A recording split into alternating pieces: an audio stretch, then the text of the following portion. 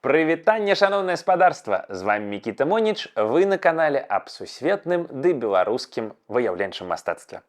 І сёння я хачу распавесці пра карціну беларускага мастака, якая мяне ўразіла.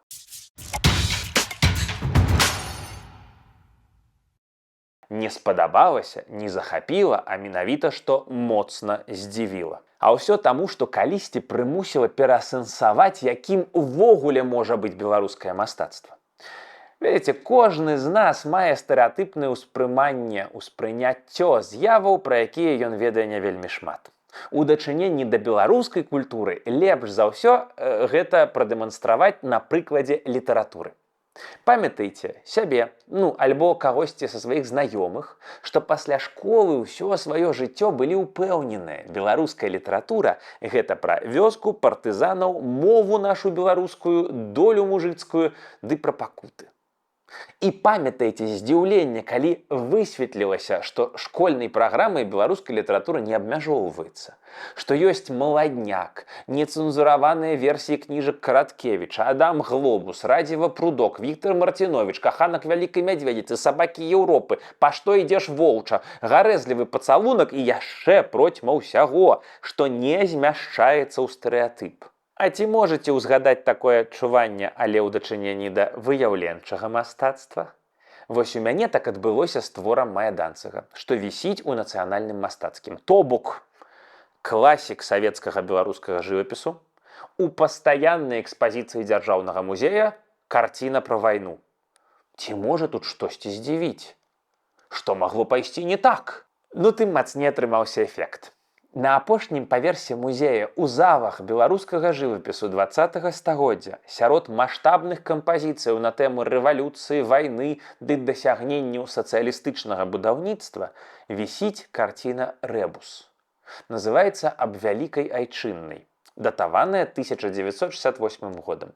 Гэта не батальная сцэна, не партрэт героя і не алегорыя. Гэта стол. Звычайны стол пакоя. На ім друкарская машынка, попельніца, цыгарэты і роўнае святло з акна. Чалавека ў гэтай карціне няма, але ёсць яго прысутнасць. А яшчэ ёсць вайна, якая так і не скончылася для тых, хто яе прайшоў. Прастора кампазіцыі пабудавана як інтэр'ерны нацюрморт. Машынка змешчана ў цэнтры стала, побач ляжаць аркушы паперы, гільза ад снарада, у якой стаіць галін карабіны з гронкай чырвоных ягад. Увесь гэты набор прадметаў выглядае будзёна. Але ў ім ёсць пэўнае сюжэтнае напружанне.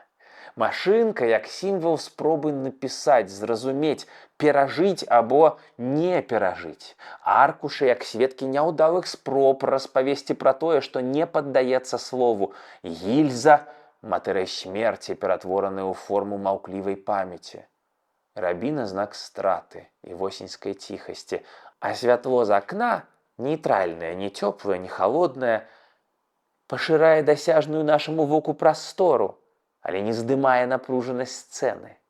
Пейзаж звонку, тое, як ён асветлены, адразу выклікаў у мяне ў галаве музыку.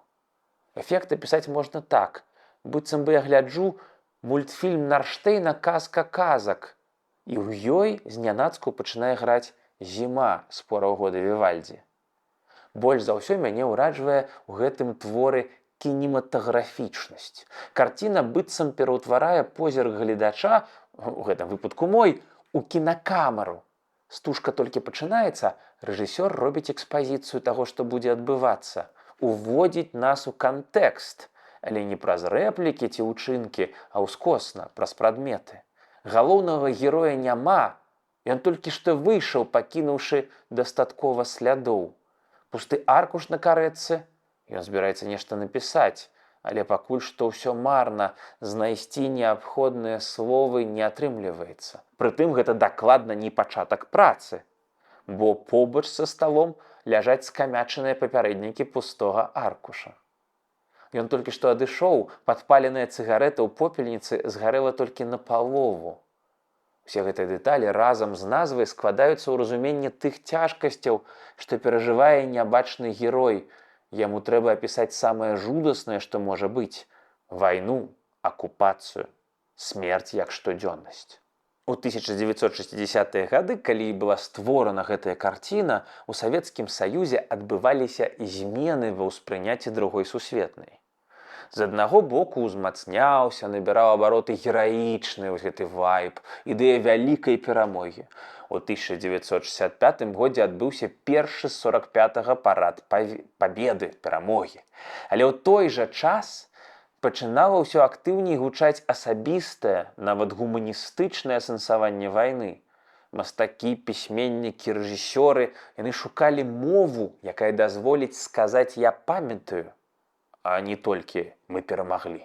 Дыстанцыя ў 20 год у пэўнай ступені змагла трошкі прытупіць той боль, што перажылі ўдзельнікі. Вырасла новае пакаленне, і яно жадала асэнсаваць тое, што адбылося з іх бацькамі ці з імі самімі ў дзяцінстве. Тыя, хто вынес вайну на сваіх плячах, намагаліся зразумець, што, як і чаму гэта было. І гэта далёка не заўсёды падабалася палітычнай уладзе. Калі ў пачатку 60-х да Васіля Быкава пасля публікацыі аповесцяў «Трэця ракета», «Пастка» ды «Альпійская балада» прыйшлі шырокая вядомасць ды прызнанне, то ўжо праз некалькі год афіцыйная савецкая крытыка адмоўна паставілася да аповесці Быкава пра вайну. Адзін з самых вострых твораў «Мёртвым не баліць» 65-го, дарэчы, года быў надрукаваны толькі ў часопісах, і тое праз пратэкцыю рэдактараў Пімена Панчанкі і Александра Твардоўскага. Савецкія крытыкі абвінавачвалі Быкава ў тым, што ён не з тых пазіцый піша пра вайну, скажае праўду, ачарняе гераічных савецкіх воінаў. Кароче, дыскрэдытуе армію РФ. Паводле загаду партыйных ідэолагаў былі арганізаваны калектыўныя пісьмы незадаволеных быкаўскім адлюстраваннем падзей вайны. У выніку «Мёртвым не баліць» загадалі ніколі больш не друкаваць і ўсякія размовы пра выданне спыніць. Час, канешне, расставіў усё па сваіх месцах. Але ці ўсё? Так ці інакш, зараз яшчэ больш зразумела, як цяжка пачаць пісаць нябачнаму герою твора Данцыга. Як напісаць праўду, калі для самога сабе гэта настолькі балючая тэма, што дакрануцца страшна. Як напісаць праўду, калі для кожнага навокал гэта суцэльны боль. Як апісаць сапраўдныя падзеі часоў вайны, не схлусіць і не трапіць пасля пад каток цэнзуры. Калі ўпершыню убачыў палатно Данцыга, то ніякіх гістарычных паралеляў не правёў. Але гісторыю злічыў дакладна і быў шакаваны.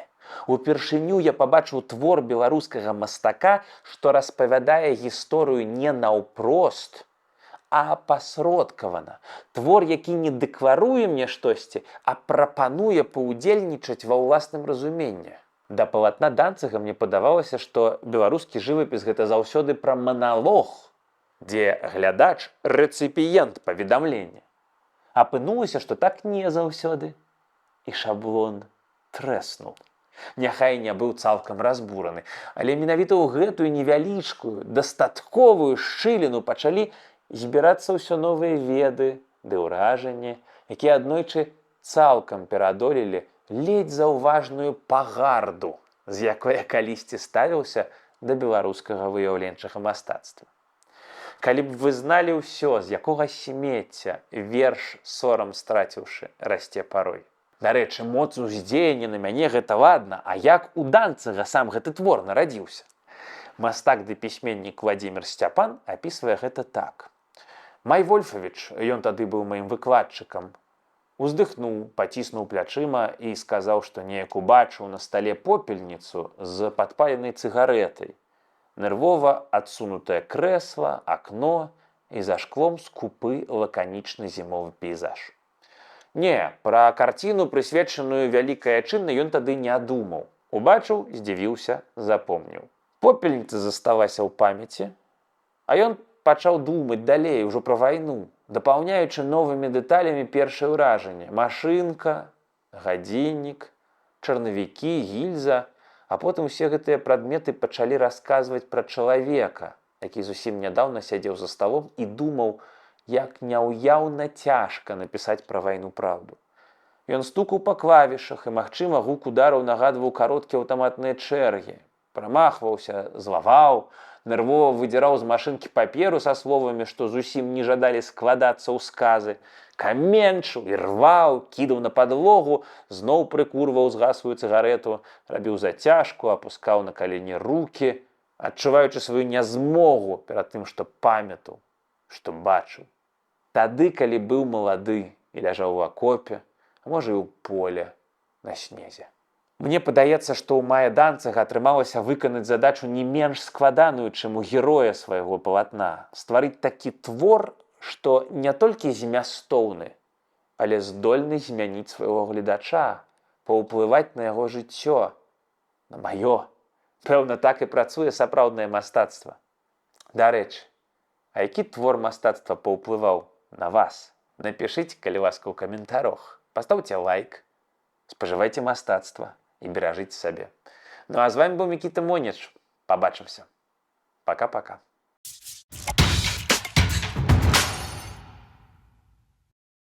Кайф. Чысты кайф. Данцаг One Love. Дарэчы, у нас відос быў пра яго. З'явіўся, пэўна.